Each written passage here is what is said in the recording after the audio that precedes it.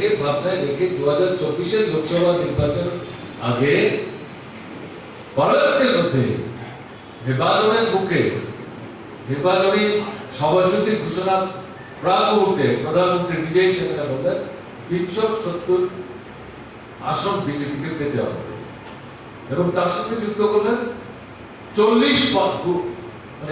400 পার করতে হবে। এটা নিগুড় অর্থটা কি? বিজেপি একাই যদি 370 হয় তাহলে একাই তারা সরকার তৈরি করতে পারবে। তারপরেও 40 পার করতে পারলে 543-এর মধ্যে সংবিধান পরিবর্তন করতে গেলে কি লোকসভা কি রাজ্যসভা এই সংখ্যার জোর যদি তাদের হাতে থাকে, এই সংখ্যার শক্তিটাকে ব্যবহার করে তারা যেমন খুশি তেমন এই সংবিধানকে তারা পরিবর্তন